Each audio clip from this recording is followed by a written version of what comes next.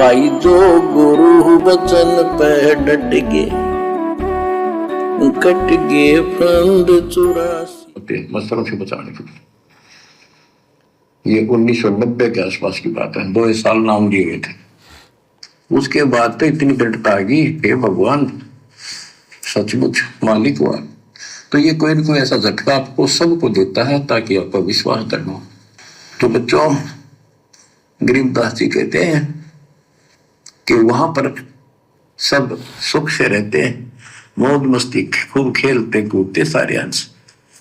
वो देश बहुत सुखदायी है सतलोक, लेकिन उसके लिए कहा है गरीबदास गरीब देश है दुर्लभ, सच्चा सतगुरु, सच्चा सतगुरु मिले। उसके दर्शन केवल सच्चा सतगुरु ही करवा सकता है, क्योंकि सतगुरु यहां से लेकर सतलोक तक हमारे साथ रहेगा। सतगुरु के बिना हम सतलोक में नहीं जा सकते। अब सच्चा सतगुरु मिले तो आपको वहां पहुंचा देगा। बेला मैंने पहुंचा हुआ है। कबीर चार खानी में भरमता, कब न लगता पार, सो फेरा सब मिट गया, मेरे सतगुरु के उपकार। इतने कष्ट होते सतगुरु के बिना। बच्चों, जब से ये आत्मा, हम सभी प्राणी अपने पिता से दूर हुए, उसी दिन से हमें एहसास हो गया कि हम कष्ट उठा रहे हैं और गलत जगह के। एक बहन बताओ थी, हमने 10 दिन यही था, वहां मजदूर काम कर रहे थे। दोपहर के समय वो एक वृक्ष के नीचे बैठ कर कोई खाना खा रहा था, कोई वजह सुस्ता रही थी और हम भी वहीं खड़े हो गए थोड़ी देर के लिए। एक बेटी रो है, तो मैंने वैसे पूछा, माँ इसको क्या तकलीफ है? बहन को कोई दुख तकलीफ है, कोई पेट में दर्द वगैरह है तो दिखा लाओ या डॉक्टर के। हमारे पास जीप थी सरकारी, तो उससे पूछा भाई क्या बात आपको? बहन मैं बोला बेटी क्या बात है बताओ। पर तो खूब रोए गई। मैं बोली मैं बहुत अच्छे घर की लड़की हूं और मेरे कर्म फूट गए। यो मेरा घर में नौकर था, मैं इसके साथ आ गई। घर क्या ने खूब कोशिश करी माता पिता ने वापस ले जाने की, मैं गई तो नहीं। फिर घर वाले ने भी पल्ला झाड़ दिया। अब यू दारू पीवा है, मैं कमाऊं, 2 बालक हो गए, रोटियों का टाइम काट लिया। बच्चों, ये स्थिति आज आपकी है। हम अपने पिता के घरे पूरे घर में छोड़ गए, इस पाप आत्मा इस काल के ऊपर आसक्त होकर इसके साथ भाग जाए नाटते नाटते। राजमारी कुत्ते गधे कुत्ती बनाकर क्या दुर्गति कर रखी आपकी। तब इसको सामान्य बात ना समझो, इस बहुत भयंकर षड्यंत्र है। और समर्थ कबीर साहब ने इसने कोई खोल नहीं सकता, बोल भी नहीं सकता एक शब्द इसके खिलाफ। क्या कह रहे हैं परमात्मा कि तुम इसको सामान्य बात मत समझो, ये बहुत भयंकर षड्यंत्र है। और समर्थ कबीर के बिना इस विषय में कोई बोल नहीं सकता, इसको कोई खोल नहीं सकता। आज किसने खोला ये पूरा भेद? आज किसने खोला काल का पूरा षड्यंत्र? संतों की वाणी है अनमोल, इसे ना समझ सके अनबोल। साहिब ने सब भेद दिया सब खोल, अपनी सतलोक रजदानी का। जो सतलोक का भेद खोलेगा वो काल का भी भेद खोलेगा, अक्षर पुरुष का भी खोलेगा, देवी देवताओं का भी खोलेगा। तो आज ये भेद किसने खोला? गुरुदेव कह रहे समर्थ कबीर के बिना कोई बोल नहीं सकता इसके खिलाफ। इसका भेद खोलना तो सपन जैसी बात है। ब्रह्मा विष्णु महेश को नहीं पता इसके भेद का। भेद का यदि पता चल जाए तो उनकी हिम्मत नहीं कि वो अपने बाप के खिलाफ बोल सकें। तो समर्थ कबीर के बिना कोई बोल नहीं सकता, कोई भेद खोल नहीं सकता। और भोग के समय वाणी क्या कह रही है? सतगुरु की वाणी है अनमोल, इसे ना समझ सके अनबोल। साहिब ने भेद दिया सब खोल, अपनी सतलोक राजधानी का। अरे 650 साल पहले तो साहिब ने भेद खोला ही नहीं था। धर्मदास मेरी लाख दुआई, मूल ज्ञान कहीं बाहर न जाई। ये भेद तो आज खोला गया है, आज सतगुरु रामपाल जी के द्वारा। तो वाणी क्या कह रही है? साहेब ने भेद दिया सब खोल, अपनी सतलोक राजधानी का इस कलयुग की बिचली पीढ़ी में खिला पूरा भेद। और समर्थ कबीर के बिना कोई भेद खोल नहीं सकता, कोई बोल नहीं सकता। तो कौन हुए सतगुरु रामपाल जी? कौन है हमारे गुरु जी? स्वयं समर्थ भगवान। तो परमात्मा कहते हैं इसको हल्के में मत लो, सतगुरु को, भक्ति को। बाहर जाए नाटते नाटते राजबारी कुत्ते गधे कुत्ती बनाकर क्या दुर्गति कर रखी आपकी। तब इसको सामान्य बात ना समझो, इस बहुत भयंकर षड्यंत्र है। और समर्थ कबीर साहब ने इसने कोई खोल नहीं सकता, बोल भी नहीं सकता एक शब्द इसके खिलाफ। ये तो बहुत बड़ी पावर है। अगर वापिस सुनूंगा इसका तो इसके आगे एक भूत सारा परिवार ने ताड़ दे, सबसे छोटी इकाई है या इस शैतान का एक अंश है। और आज हम सीधे काल की छाती में ताने बैठे हैं। सतगुरु की तो बात छोड़ दीजिए, सतगुरु ने तो खोल दिया सो खोल दिया। सतगुरु की आड़ लेकर, सतगुरु रामपाल जी की आड़ लेकर, उनके छत्र छाया तले आप और हम भगत भाई बहन भी इस काल की छाती पर बैठ के मूंग दल रहे हैं। और ये कुछ कर नहीं पा रहा। अन्यथा एक छोटा सा भूत प्रेत, जो छोटा सा अंश है इस काल का, वो पूरे घर को, पूरे गांव को डांस करवा देता है। और हम डायरेक्ट काल की छाती पे बैठ के साथ संगतियां कर रहे हैं। भाई बहन इस काल की छाती पे बैठ के सतगुरु का ज्ञान प्रचार कर रहे हैं, गांव गांव जाके ज्ञान गंगा लेके। और ये काल ये चुसक भी नहीं रहा। क्यों? क्योंकि हम समर्थ की आड़ में हैं। हमारा गुरु समर्थ है। निर्विकार निर्भय तू ही और शकल भयमान, और सब पर तेरी साहिबी तुझ पर साहिब नाय। उसकी छाती पर दाग डल रहे हैं उस समर्थ कबीर साहब की कृपा से। आंख खोलो, अपनी मुंह बुरुक्ति हो रही है। आज भी यही स्थिति है। ये अनजान लड़कियां किसी के साथ प्यार कर कर धक्के खा भी आने, और वे सारी उम्र दुख पाओ, ना घर की रहती ना घाट की रहती। वो दशा आपकी है बच्चों। आप फिर भी वो दयालु है, वो बाप है, फिर भी चाहता है किसी तरह हम वापस चले जाए। दास के पास अब भी प्रार्थना आती है। ध्यान से सुनना, गुरुदेव कह रहे हैं दास के पास में अभी भी प्रार्थना आती है। कहां? जेल में। भक्तों की, अपने बेटा बेटियों की पुस्तक सेवा में जाते हैं, एक दूसरे से प्यार करने लग जाते हैं, माता पिता को पता ही नहीं है, आपस में रमेणियां कर लेते हैं। साल 6 महीने बाद में उसको चूस के आम की तरह वो छोड़ देता है। एक उसके बच्चा पैदा कर देता है। फिर वो लड़की धक्के खा रही है, रो रही है, वो माँ बाप दुखी। ये संकेत कर रहे परमात्मा इन आश्रमों से जुड़ी हुई संगत के कुकर्मों के विषय में। ये युवा लड़के और लड़कियां, और वैसे तो सतगुरु भी साफ साफ कह चुके हैं कि ऐसी ऐसी प्रार्थना आती है कि कोऑर्डिनेटर भी अश्लील चैटिंग करते हैं अपनी गुरु बहनों के साथ में। और वही बात सतगुरु यहां कह रहे हैं। क्या कह रहे हैं और कैसी प्रार्थना आ रही है माता पिता की? चलिए दास के पास अब भी प्रार्थना आती है। ऐसे ऐसे बेटी उसके साथ चली गई, शादी कर ली, सदबुद्धि दो, वापस आ जा मेरी बेटी, बहुत कष्ट पाओगी। माँ बाप को पता होता है ये केला ढूंढेगा राम राजा में। शादी करनी है तो माँ बाप क्या करते नहीं, इतना ही काम था। क्यों शर्मदर्द करें ये बालक? बुद्धि भ्रष्ट है वो जो ऐसी बकवास करते हैं। लड़का हो, बुद्धि भ्रष्ट है उसकी जो ऐसी बकवाद करते हैं, चाहे लड़का हो चाहे लड़की हो, जो शादी करके रमेणी करके अपने माता पिता की आज्ञा के बिना विषय वासनाओं की वशीभूत होकर फिर भक्ति क्या खाक कर रहे हैं, मर्यादा क्या खाक निभा रहे हैं। अरे जो भगत, जो लड़का लड़की अपने माता पिता की आज्ञा नहीं मानता, वो अपने सतगुरु की आज्ञा कभी नहीं मान सकता, कभी भी। ये रिहर्सल है।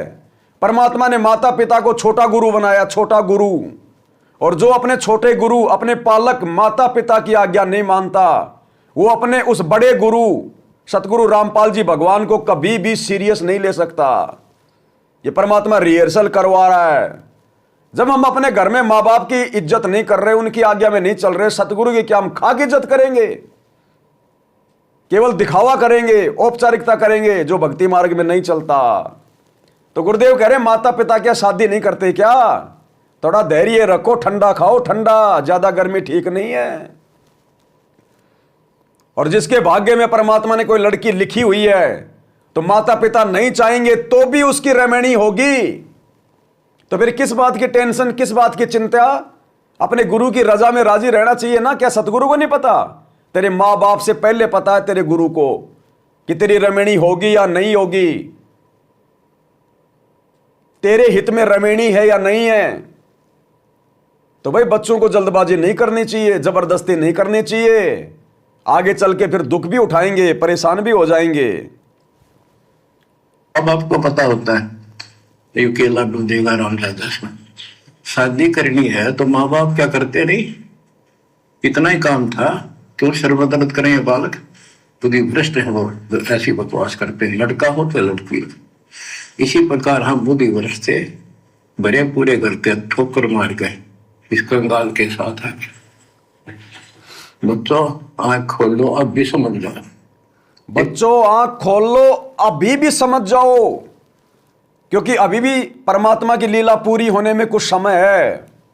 जब तक सतगुरु हिसार जेल से बाहर नहीं आ जाते हैं, तब तक तुम्हारे पास समय है सुधरने का, समझने का। तो परमात्मा कहते हैं अब भी समय है, अभी भी सुधर जाओ और सही से मर्यादा में रह के भक्ति करो। अपने गुरु से डरो, माता पिता की आज्ञा का पालन करो। गुरु इससे ज्यादा कुछ नहीं कहेगा। गुरु केवल शब्द बोलेगा, शब्द की चोट मारेगा। गुरु कोई जो है हाथ में वो डंडा लेके नहीं मारेगा। और गुरु ने शब्द की चोट मारने में कोई कमी नहीं छोड़ रखी है। ये लास्ट चेतावनी है संगत को। पूरे करके ठोकर मार गए इस कंगाल के साथ है। बच्चों आंख खोल लो, अब भी समझ जाओ। ये कोई बूम बाट के गीत नहीं है जो मैं सुना रहा हूं, ये समृद्ध का दिया गया है। जिस दिन से दास को इसका आभास हुआ था, उसी दिन सुन दिया था गलती बहुत बड़ी भारी बन चुकी है। और दास को तो एहसास हो गया था कि दास का तो एक कल्याण हुआ था। तो बच्चों जिस दिन से ज्ञान प्राप्त हुआ, दास को तो एहसास हो गया था कि बात यूं की यूं है, बहुत गलत हो लिया, बहुत गलती करी हमने। और फिर लड़की बाजी की साहूकार थी, अपनी खूब भक्ति करने लग गया, औरों को समझाने लगा। क्या कह रहे हैं सतगुरु? अपने आप को छुपाते हुए आप और हमें शिक्षा दे रहे हैं, भक्ति करने के लिए प्रेरित कर रहे हैं कि जिस दिन से दास को पता चला, दास ने तो उसी दिन से यह समझ लिया कि बात जो की त्यों है, बात बिगड़ चुकी है। और दास ने तो सिर धड़की बाजी लगा दी, सिर धड़की। परमात्मा आप और हमें संदेशा देना चाह रहे हैं कि इसी प्रकार आप लोगों ने इस बात को अच्छे से समझकर, ज्ञान को आधार बनाकर, इस काल के दुखों से परिचित होकर, मन में डर पैदा करके और सतगुरु की भक्ति को सीरियस लेकर कमर तोड़ मेहनत करनी है, सिर धड़की बाजी लगानी है भक्ति मार्ग पे। यूं हल्के में लेने से बात नहीं बनेगी। बड़ी मुश्किल से बात इस सिरे चढ़ी है, सतगुरु ने इतनी बड़ी दया बख्शी है। अगर सतगुरु को नाराज कर दिया, मर्यादा तोड़ के, उल्टे काम करके, वचन तोड़ के, तो फिर क्या बनेगा फिर आगे? तो बच्चों जिस दिन से ज्ञान प्राप्त हुआ, दास को तो एहसास हो गया था कि बात यूं की यूं है, बहुत गलत हो लिया, बहुत गलती करी हमने। और फिर लड़की बाजी की साहूकार थी, अपनी खूब भक्ति करने लग गया, औरों को समझाने लगा। आपने एक टेप रिकॉर्डर लिया, जैसा ज्ञान। क्या कह रहे हैं गुरुदेव कि दास ने एक टेप रिकॉर्डर लिया? ये कब की बातें बता रहे हैं गुरुदेव? 1994 से पहले की बातें, जब गुरुजी ना सत्संग करते थे, ना नाम दीक्षा देते थे, केवल भगत बनकर भक्ति कर रहे थे, अभिनय कर रहे थे। तो गुरुदेव कह रहे हैं दास ने एक टेप रिकॉर्डर लिया और अपने खुद के मुंह से जो सत्संग में सुनता था अपने गुरु से, उन वचनों को भरता था और लोगों को बांटा करता था। अब यह कार्य कौन कर सकता है भाई और बहनों? अरे दादा गुरुजी की 9 लाख की संगत थी, 9 लाख की। क्या एक भी उनके शिष्य ने अपने गुरुजी के वचनों को अपने मुख से रिकॉर्ड करके कैसेटें भरवा भरवा के दुनिया को ज्ञान बांटा? क्या ये काम केवल गुरुदेव ने किया, क्योंकि गुरुजी ने ही करना था ये काम। यानी अपने गुरुजी के रहते सहते गुरुदेव ने खुद भी अपना सत्संग भर भर के प्रचार करना शुरू कर दिया था। कोई ये ना सोचे कि 1993 में ही सतगुरु रामपाल जी ने अपने गुरुजी से आज्ञा लेकर सत्संग करना शुरू किया। इस जगत गुरु को किसी से आज्ञा लेकर सत्संग करने की जरूरत नहीं है। वो तो केवल सांसारिक दिखावे में परमात्मा इस बात का जिक्र करते हैं कि मेरे गुरु ने मुझे 1993 में सत्संग करने का और 1994 में नाम दीक्षा देने का आदेश दिया। यह सत्संग तो गुरुदेव ने 1993 से पहले ही टेप रिकॉर्डर लेकर एकांत में अपने घर पर बैठकर अपने मुख से सत्संग रिकॉर्ड कर करके लोगों को बांटनी शुरू कर दी थी। वो कैसेट सत्संग तो गुरुदेव ने पहले ही शुरू कर दिए थे। यह पहचान होती है कि धरती पर समर्थ प्रकट है और 650 साल पहले वाली लीला कर रहे हैं। जिस प्रकार कबीर जी पंडित रामानंद जी के शिष्य नहीं थे, वो पंडित रामानंद कबीर जी का शिष्य था, लेकिन दुनिया की नजरों में परमात्मा उनके शिष्य बनने की भूमिका करते रहे। ठीक इसी प्रकार 17 फरवरी 1988 को सतगुरु रामपाल जी ने राम देवानंद जी से दीक्षा नहीं ली। उस राम देवानंद जी ने सतगुरु रामपाल जी को अपना सतगुरु धारण किया, क्योंकि जो पीढ़ी दर पीढ़ी जो गुरु परंपरा चलती आ रही थी, उसके माध्यम से इसी कबीर परमात्मा ने पंडित स्वामी रामानंद जी के जो गुरु थे पंडित चिदानंद जी, उनके माध्यम से सौपन में दर्शन देके कह दिया था कि अब वो परम शक्ति आ चुकी है और बहुत जल्दी वो तेरे पास आएगी। तो हमारे दादा गुरु जी को पहले संकेत मिल गया था कि परमात्मा धरती पे आ चुके हैं, और फिर वही भूमिका करी गुरुदेव ने। आपने मनोज के इंटरव्यू में सुन लिया होगा, गुरुजी का छोटा लड़का मनोज, उसने अपना इंटरव्यू दिया है, वो यही तो सारी बातें बता रहा है, लेकिन वो ये क्रिया नहीं कर रहा।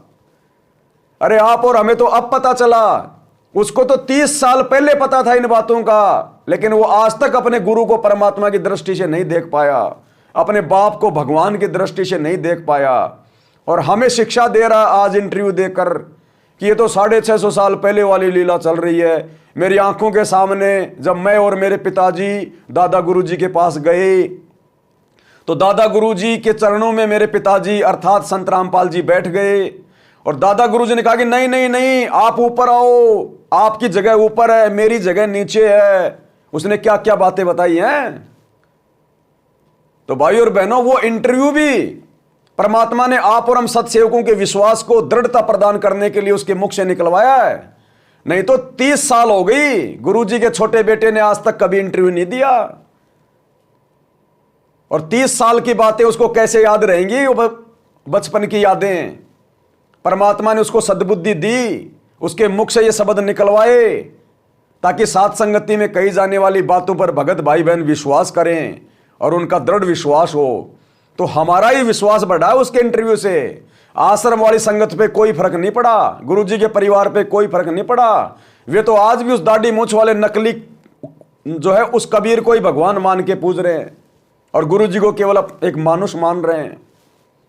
तो ये रजा भी गुरुदेव आप और हमारे लिए करते जा रहे हैं, आप और हमारे लिए।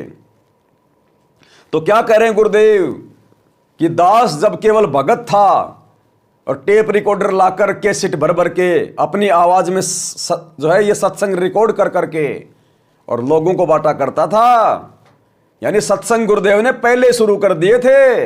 ये है समर्थ की पहचान। और फिर लड़की बाजी दिशा का के अपनी खूब भक्ति करने लग गया, औरों को समझाने लगा। अपने एक टेप रिकॉर्डर लिया, जैसा ज्ञान समझ में आ रहा था उसमें भर भर के टेप, छोटी छोटी कैसेट हो रही बड़ी बड़ी, वो दी उनको, औरों को बांटने लगा, समझाने लगा, धीरे धीरे उनको नाम दिलाने लगा गुरु जी से। एक दिन गुरुदेव ने दास के ऊपर ही ये वार सौंप दिया। उन्हें देखा कि ये सच्चा सुच्चा है, सच्ची लगन है। उनके बहुत से साधु बने हुए थे, लाल कपड़े भी उनको दान दिए हुए थे, पर परमात्मा की कृपा होती है वही होनी होती है। तो अब परमात्मा अब भी कहते हैं आ जाओ मेरे बच्चों, या कभी सुखी नहीं हो सकते थे। अब भी संभल जाओ, अपने घर चलो, जहाँ कोई कष्ट नहीं, कोई दुख नहीं, कोई रोग नहीं, कोई शोक नहीं, किसी चीज का अभाव नहीं। समस्या ये है कि हमने स्वर्ग स्वर्ग सुन रखा था, स्वर्ग। भाई और बहनों, ये मधुर वचन, ये प्यार भरे वचन, ये वचन कभी जिंदगी में हमारी माँ ने, हमारे बाप ने भी हमारे से नहीं कहे। इस प्यार से जो समर्थ कबीर परमात्मा हमारे गुरु के रूप में प्रकट होकर सतलोक चलने के लिए हमसे कह रहा है, कितने प्यार से एक बाप ही कह सकता अपने बच्चों को, एक परमात्मा ही कह सकता अपनी आत्मा को। एक बार जरा सुन के देखिए परमात्मा के वचन। परमात्मा अब भी कहते हैं, साधु बने हुए थे, लाल कपड़े भी उनको दावत लिए हुए थे, पर परमात्मा की कृपा होती है तो वही होनी होती है। सुनिए, तो अब परमात्मा अब भी कहते हैं, आ जाओ मेरे बच्चों, या कभी सुखी नहीं हो सकते। अब भी संभल जाओ, अपने घर चलो, जहाँ कोई कष्ट नहीं, कोई दुख नहीं, कोई रोग नहीं, कोई शोक नहीं, किसी चीज का अभाव नहीं। समस्या ये है कि हमने स्वर्ग स्वर्ग सुन रखा था, स्वर्ग। वो के देखा था, क्या आपने देख रखा हो स्वर्ग? सुना ही था, उसमें आ सकता कि वे स्वर्ग जावांगे। क्या कह रहे हैं परमात्मा, कितनी बड़ी बात कह रहे हैं। ऐसे ऐसे उदाहरण पेश करते हैं, धरती पर देखने को नहीं मिलेंगे। गुरुदेव कह रहे हैं, तुमने खाली स्वर्ग स्वर्ग को सुना है, देखा नहीं है तुमने किसी ने। लेकिन लोगों से सुन सुन के, रामायण में सुन सुन के, महाभारत में सुन सुन के, इन पंडितों से सुन सुन के, धर्म गुरुओं से सुन सुन के तुम्हारी जो मतलब कि स्वर्ग में जाने की आस्था बन गई कि मरने के बाद स्वर्ग में जाऊंगा। और जो भी घर का, जो परिवार का सदस्य जो मर जाता है, दादा दादी, उसकी फोटो बनवाते थे, उस पे लिखते थे, मेरे स्वर्गवासी दादाजी, मेरी स्वर्गवासी दादी जी, भले वो नरक में जाए, लेकिन हमने इतनी महिमा सुन ली कि मरने के बाद में स्वर्ग में जाते हैं, तो निसंशय हाँ स्वर्ग में जाएंगे। तो परमात्मा कहते हैं, क्या तुमने देख रखा है क्या वो स्वर्ग? अरे तुमने और तुम्हारे दादा ने, तुम्हारे परदादा ने कभी वो स्वर्ग जाके देखा था क्या? तुमने क्यों विश्वास कर लिया केवल लोगों के कहने से? तो इसी प्रकार आज वो पूर्ण परमात्मा आकर हमें सतलोक की महिमा बता रहा है, सतलोक के बारे में बता रहा है। तो इसी प्रकार अब हमारी आस्था स्वर्ग से भी ऊपर के सुखमय स्थान सतलोक में हो जानी चाहिए कि सतलोक जाऊंगा। जैसे नानक जी ने कहा था, वाह वाह अमरपुर जाऊंगा, वाह वाह अमरपुर जाऊंगा। तो इसी प्रकार हमारी सुरती, हमारी सोच केवल सतलोक जाने की अंत में। शरीर छोड़ते समय ना बेटा ना बेटी, ना परिवार, ना कार, ना कोठी, ना संपत्ति, ना रिश्तेदार, कुछ नहीं, ना स्वर्ग, ना बैकुंठ, ना महास्वर्ग, केवल सतलोक दिखाई देना चाहिए। और नजरें केवल एक जगह टिक जाएं कि गुरुजी कहां खड़े हैं, देखिए विमान लेके गुरुजी कहां खड़े हैं। और गुरुजी विमान में बैठने के लिए कहें, गुरुजी दिखाई दें तो ही विमान में बैठना है। अन्यथा गुरुजी ने यदि हमारी परीक्षा लेने के लिए दाढ़ी मूंछ वाला रूप बना लिया, आ जा मेरे बच्चों आ जाओ, विमान तैयार है, हमने हाथ जोड़ने हैं, बाबा जी चले जाओ, ये नकली विमान है, हमें तो हमारे गुरुजी आएंगे, गुरुजी दिखाई देंगे, गुरुजी आज्ञा देंगे तो बैठेंगे। तुम क्या लगते हो हमारे? हम आपके कहे अनुसार नहीं चलेंगे। तो अंत में केवल हमने सतलोक दिखाई देना चाहिए, अमरापुर। और फिर परमात्मा कहते हैं, जहां आशा तहां बासा होई, मन कर्म वचन सुमरियो सोई। और भाई और बहनों, अभी तो आप और हमारी भक्ति में शुरुआत है। अगर इसी प्रकार से हम दृढ़ होकर लगे रहे परमात्मा को परमात्मा मानकर, तो अंत समय में इस भक्ति की शक्ति से गुरुदेव भगवान हमें वो पोता पोती, बेटा बेटी, कार कोठी, संपत्ति याद ही नहीं आने देंगे। याद ही गुरुजी ऐसा बहाना बनाएंगे कि चलो बेटो वहां सत्संग करके आएंगे, जापान चलेंगे, विमान तैयार है, हम भाई बहन ये सोच करके चलो जापान चल रहे हैं गुरुजी के साथ, और गुरुजी ले जा छोड़ेंगे सतलोक में। और वहां जाने के बाद नए सिरे से हमारे को परमात्मा जो है वो जन्म देंगे।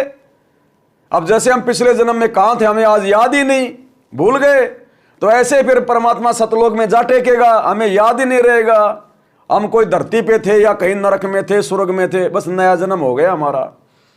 उसके बाद फिर हम सतलोक जाने के बाद दोबारा गलती नहीं करेंगे, कभी नहीं कर सकते, क्योंकि अंतर्यामी को पता है कि इन्होंने जो गलती की थी उसकी सजा भोग कर ये आ चुके हैं। इसलिए परमात्मा हमें यहां के बारे में भी याद नहीं रहने देगा। अगर यहां का याद रहा कि मैं तो नीचे था, अब मैं सतलोक में आ गया, मैं तो वहां पर ऐसे ऐसे दुख भोग रहा था, तो यदि हम दुखों का चिंतन सतलोक में बैठ के यदि हम करेंगे तो हम दुखी होंगे ना। अरे कोई आदमी यदि अपने बुरे दिनों को याद करेगा तो वो दुखी होता कि नहीं होता। जैसे आज इस दास को परमात्मा ने ज्ञान देकर जो मतलब सुखी कर दिया। अभी मैंने आपको मेरे वो पुराने दिन बताए जो मेरी माँ के साथ जो मेरे बाप ने जो किया, तो मेरी आंखों में आंसू आए ना, मैं दुखी हुआ ना। तो अगर सतलोक में जाने के बाद इस गंदे लोक की हमारे को याद रहेगी तो हम फिर चिंतन करेंगे तो फिर हम दुखी होंगे। और सतलोक में अगर दुखी हो गए तो फिर वो सतलोक कहां हुआ। अरे सतलोक में तो मालिक कहते हैं कि वहां तो दुख नाम की चीज नहीं है। इस प्रकार से हमें सतलोक में ये चीजें याद नहीं रहेंगी। बिल्कुल परमात्मा हमारी वो स्मृतियों को नष्ट कर देगा, हमारा मेमोरी कार्ड ही चेंज कर देगा परमात्मा, हमारा मेमोरी कार्ड ही चेंज कर देगा मालिक, और नया मेमोरी कार्ड डाल के नया जन्म दे के बस वहां की यादें भरेगा। फिर हम कभी फेल नहीं होंगे दोबारा, क्योंकि हम फेल हो चुके हैं। इस बात का हमें पता नहीं चलेगा, लेकिन हमारे बाप को इस बात का पता है कि ये सजा भोग के आ चुके हैं। फिर हमें परमात्मा थोड़े समय में ऊपर के लोकों में भेजेगा, फिर हमारे को सतलोक से परमात्मा ऊपर के लोकों में भेजेगा भक्ति करवा के, और फिर हम अखंड सुख भोगेंगे। ना कभी वो ऊपर के लोक और सतलोक नष्ट होगा, और ना उन लोकों में रहने वाली जीवात्मा कभी नष्ट होगी, कभी नहीं, अखंड। इसलिए भाई और बहनों, ये 10, 15, 20 साल का जीवन है। अगर भक्ति नहीं करी, मर्यादा में नहीं रहे, तो कल को काल भी मार देगा, एक्सीडेंट में मरेंगे, लाखों भगत मर रहे हैं। और 15-20 साल अगर सिर धड़की बाजी लगा दी, गुरु जी को परमात्मा मान के समर्पित हो गए, जैसे वर्तमान में हो रहे हैं। गुरुदेव कहते हैं बस इतना ही होना है।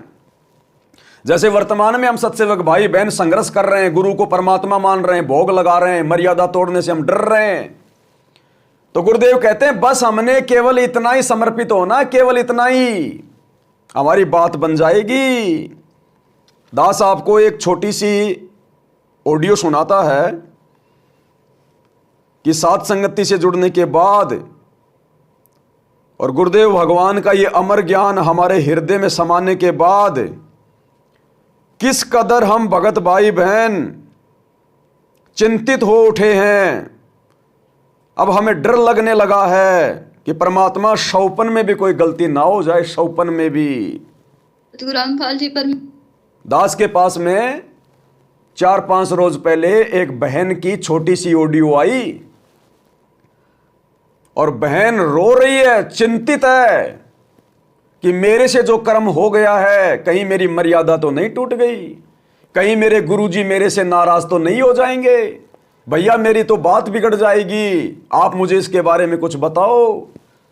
वो बहन इतनी चिंतित हो उठी सात संगति की वीडियो देख देख के कि किस कदर हमने वर्तमान में फूक फूक के पैर रखना है। तो बहन क्या कह रही है और कितनी चिंतित है। ये इतनी चिंता इस बात का प्रतीक है कि हम भगवान को पहचान चुके हैं। हमें इस काल के लोक में कष्ट स्पष्ट दिखाई दे रहे हैं, इस काल का कहर दिखाई देने लग गया, हमें अपने गुरु में परमात्मा नजर आने लग गया, और हमारी सुरती सतलोक में जाने की बन गई है। तभी जीवात्मा मर्यादाओं को लेकर इतनी चिंतित हो सकती है। सुनिए बहन की ऑडियो 2 मिनट की। बंदी छोड़ सतगुरु रामपाल जी परमेश्वर जी की जय हो। सत साहिब भैया दास एक बात पूछना चाहती है थोड़ा। मतलब हमारे घर पे, हमारे जेठ के घर पे कथा थी आज, कथा मतलब उनकी वही जो भी उनका चलता है अखंड जगत में, वो लोग जगत से हैं। और मतलब वैसे तो हम कहीं नहीं जाते भैया, और डर डर के भक्ति करते हैं अपने परमात्मा की मर्यादा में ध्यान में रखते हुए। पर आज भैया वो लोग मतलब वो जेठ का लड़का आया था, वो लोग मतलब कुर्सी ड्रम और बाल्टी ले गए भैया। अंदाजी ने अपने हाथ से तो नहीं दी, एकदम समझ नहीं पाए, इतना बोल दिया कि वो रखे हैं वहां पर, वो मतलब वो रखे हैं वहां पर, इतना बोल दिया, मतलब ना हाथ से दिया ना कहा ले लो, मतलब इतना कह दिया वो रखे हैं वहां पे, बता दिया केवल वो चीज।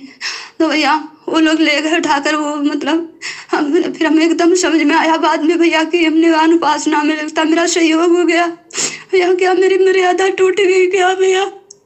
बताओ भैया, हमको शांति नहीं मिल रही भैया, बताओ प्लीज। परमात्मा से माफी हमने मांग ली, फिर भी शांति नहीं मिल रही।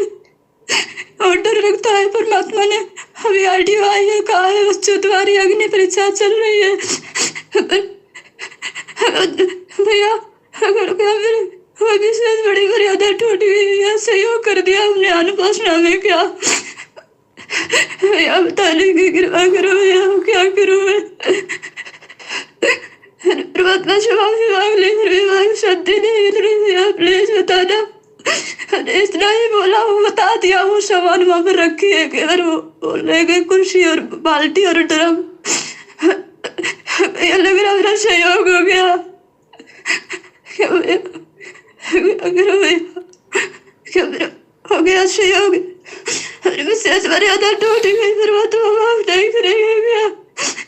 इतना डर डर के व्यक्ति बताने ऐसे मुंह से निकल गया, एकदम समझ नहीं पाई था सी। तो भाई और बहनों, हमने इस कदर अपने गुरु से डर कर, और ये डर तभी बनेगा जब हम अपने गुरु जी को परमात्मा मानेंगे। जब तक हम इतना नहीं डरेंगे ना इस काललोक में मर्यादा टूटने से, हम कभी जिंदगी में सतलोक नहीं जा पाएंगे। इस बहन के जेठ के घर में कोई प्रोग्राम था, आन उपासना थी, और जेठ का लड़का एक ड्रम और एक चेयर मांगने आया। तो बहन ने कहा कि मैंने मेरे मुंह से नहीं बोला कि तू ले जा, मैंने सिर्फ इतना कहा कि वो रखें।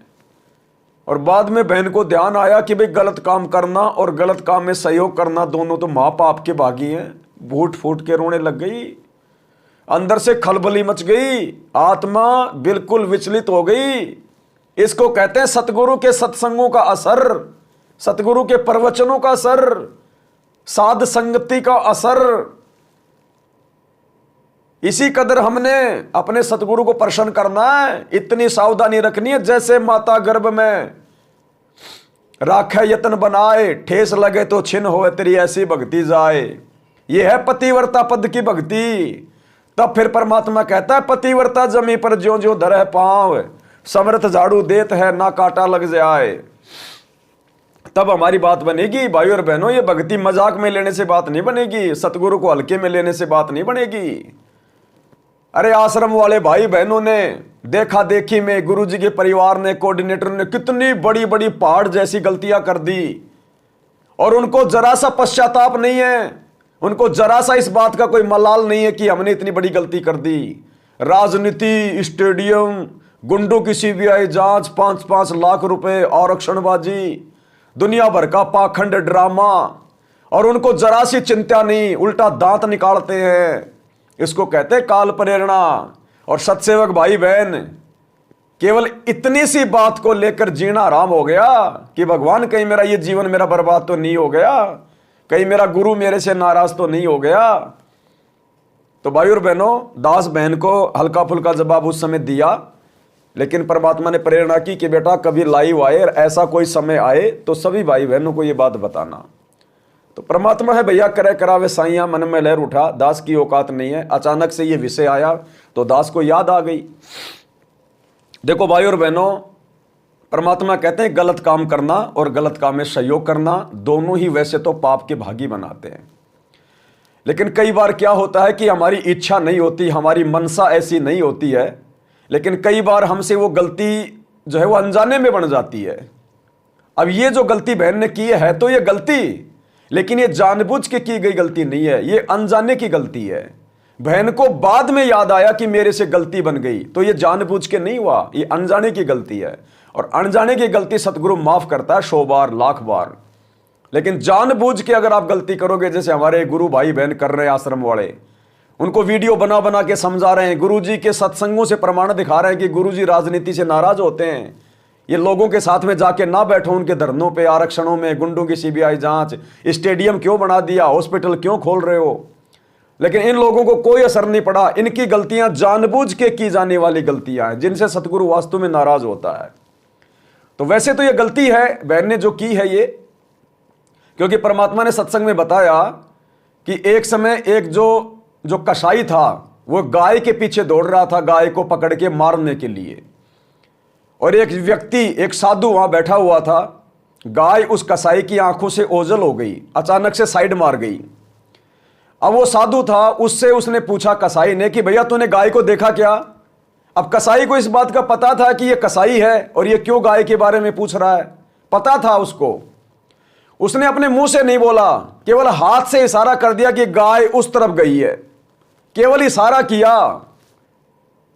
इतने में 4-5 लोग आए, उस साधु के साथ कोई बात को लेकर झगड़ा हो गया और उसके दोनों हाथों को तलवार से काट दिया उन लोगों ने, उस साधु के दोनों हाथों को। वो साधु भी बड़ा जो है वो तपस्वी था, बड़ा जो है वो ज्ञानी था। उसने सुरती लगाई और धर्मराज से बात की कि मैंने मेरी जिंदगी में ऐसा कोई जो है कुकर्म नहीं किया जिसके कारण मेरे हाथ कटे हैं, मेरे हाथ क्यों काटे? तो धर्मराज ने कहा कि तूने उस कसाई को गाय को मारने के लिए सहयोग दिया है। बोला मैंने कोई सहयोग नहीं दिया, मैंने मेरे मुंह से नहीं बोला। बोला तूने इशारा किया था, अगर तू इशारा ना करता, हाथ का संकेत ना करता, तो वो कसाई गाय तक नहीं पहुंच पाता, उस गाय की जान बच जाती, लेकिन तेरे कारण उसके प्राण गए। तो भाइयों और बहनों, उस साधु ने तो केवल संकेत किया था। और वर्तमान में ये सतलोक आश्रम मैनेजमेंट हरियाणा ये तो जानबूझकर कुपात्रों को गुरुजी के कहने के बावजूद कि सुपात्र को दान दिया जाता, कुपात्र को नहीं दिया जाता, और ये गुरुजी के बेटा बेटी कोऑर्डिनेटर कुपात्र हैं, ये लोग तो अपने हाथों से जानबूझकर ज्योति पाठ और दान दे रहे हैं, जानबूझकर गंदी राजनीति कर रहे हैं भक्तों के कहने पर, जानबूझकर कभी कांग्रेस का समर्थन, कभी बीजेपी का समर्थन, जानबूझकर जिस गुरु ने ताश तक खेलने के लिए मना किया, दुनिया के लिए लोग स्टेडियम बना रहे हैं, जिस गुरु ने मोबाइल में वीडियो गेम खेलने के लिए मना किया, इन लोगों ने धनाना गांव में भक्तों के दान ज्योति पाठ से स्टेडियम बना दिया। गुंडों की सीबीआई जांच का समर्थन कर रहे हैं, भला गुंडों में भक्तों में फिर क्या अंतर है? और कितने कुकर्म जो दास आपको गिनाता रहता है। तो ये कथाएं गुरुदेव ने सत्संगों में क्यों सुनाई, क्यों बताई? मनोरंजन के लिए नहीं, कि बच्चों तुम्हारी परीक्षा का समय आएगा, उस समय तुम्हारे सामने भी ऐसी परिस्थितियां पैदा होंगी, तुमने ज्ञान को आधार बनाकर, इन कथाओं को आधार बनाकर आगे बढ़ना है। तो संत चुपचाप हो गया कि हाँ साहब मैंने संकेत किया था। तो बोला भैया तेरा भी सहयोग हो गया उसमें, जितना पापी वो कसाई बना गाय को मार के, उतना ही पापी तू हो गया गाय का एड्रेस बता के। तो है तो ये दोष, लेकिन इसमें बहन का दोष जो है वो इसलिए नहीं माना जाएगा क्योंकि बहन को इस बात का जो है पहले से नहीं पता था, बहन से अनजाने में गलती हुई है, तो ऐसी गलतियां सतगुरु माफ करता है। तो भाई और बहनों, हमने बहुत सोच समझ के, इसीलिए तो हम सत्सेवक भाई बहन रिश्तेदारों में, गांव में, कहीं भी ब्याह शादी में नहीं जाते, किसी के जन्मदिन में नहीं जाते, क्योंकि ये परंपराएं हैं, व्यर्थ की रीति रिवाज है, समाज के सिर में ये दर्द है। और यदि हम वहां जाएंगे, भले हम वहां कुछ ना करें, भले हम खाना भी ना खाएं, कोई आन उपासना भी ना करें, लेकिन उस भीड़ में भीड़ करने से, उस परंपरा में जाने से, शामिल होने से हम उनके सहयोगी हो गए, हमने भीड़ में भीड़ कर दी। तो यदि हम वहां जाएंगे तो जाने मात्र से हमारी मर्यादा टूटेगी, जाने मात्र से। अनजाने में कोई चला गया तो बात अलग है, लेकिन जाने मात्र से। अनजाने में तो मुझ नीच से भी बहुत गलतियां हुई है। जब मैंने शुरू में नाम लिया, तकरीबन 6 महीने हुए होंगे, 2013 की बात है ये, जयपुर में रहता था, उस समय यारी दोस्ती भी थी, इतना ज्ञान तो था ही नहीं, 6 महीने भला क्या ज्ञान हो। जब 20-20 साल से कोऑर्डिनेटरों को ज्ञान नहीं, गुरुजी के परिवार को ज्ञान नहीं, तो मुझ जैसे 2 कोड़ी के जीव को क्या ज्ञान। तो मेरा कोई दोस्त था, उसकी शादी थी, उसने मुझे इनवाइट किया, मैं चला गया शादी में। ये बातें तो आज समझ रहे, उस समय थोड़ी समझ में आ रही थी। तो उसने अपनी बोलेरो गाड़ी में बैठा लिया जिसमें वो जा रहा था अपनी जो है दुल्हन को लाने के लिए। 2-4 यार दोस्त और थे, हम सब आपस में एक दूसरे को जानते थे। तो दारू का ठेका आया, उन्होंने बियर का कार्टून ले लिया, मैं बीच में बैठा हुआ था, दूल्हा आगे बैठा हुआ था, पीछे कुछ लोग और बैठे हुए थे। तो वो सब अपना अपना ढक्कन खोलने लगे। तो उन्होंने कहा कि भाई पीता तो ये पवनदास भी है, कभी कभी ले लिया करते थे नाम दीक्षा से पहले। वैसे किसी चीज के दास आदि नहीं था, ना कभी बीड़ी का आदि, ना सिगरेट का आदि, ना दास किसका, ना जो है मतलब इसका मांस का आदि। मांस भी दास खाया करता था कभी कभार, वो जबरदस्ती खाता था, अच्छा नहीं लगता था, लेकिन कुसंगत ऐसी थी। दौड़ धूप करते थे, फिजिकल एजुकेशन में थे, जिम करते थे, तो बोले भैया मांस खाने से प्रोटीन मिलेगा, तो कभी कभार मुंह मार लिया करते थे, लेकिन इच्छा नहीं होती थी अंदर से। लेकिन मांस तो मेरा परमात्मा ने नाम दीक्षा से पहले छुड़वा दिया। मुझे एक रात में सौपन आया कि मैं अपने बड़े लड़के को काट के उसके हाथों को जो है पका पका के खा रहा हूं मैं। उसके हाथों को काट के और तेल में पका पका के खा रहा हूं। तो सुबह जब मैंने देखा शोपन, मैं चिंतित हो गया। मेरे को उस दिन से मांस से घृणा हो गई। मैंने नाम भी नहीं लिया था उस समय, तो परमात्मा ने मांस खाना तो मेरा पहले ही छुड़वा दिया था। तो वो दारू का ठेका आया, उसने बियर का कार्टून लिया, सब ने अपनी अपनी बियर पकड़ ली। मेरे को बोले ले भाई पवन। मैंने कहा भैया मैंने तो नाम दीक्षा ले ली, मैं तो शराब पीता नहीं, बियर पीता नहीं। अब बियर ही तो है। मैं ना भाई मैं तो नहीं पीता। तो बोला तू नहीं पीता तो पीछे तो पकड़ा दे। हाँ मुझको पीछे पकड़ा दूंगा, पीछे पकड़ाने में कोई दिक्कत नहीं है, मुझे खाएगी थोड़ी बियर मुझे। ला पकड़ के मैंने पीछे वाले को पकड़ा दी। तो उस समय ये मेरे अनजाने की गलती थी, क्योंकि मुझे इतना ज्ञान नहीं था। बाद में पता चला धीरे धीरे, तो अनजाने की गलती। जो गुरु बचन पे डट गे, कट गे फंद 84 के।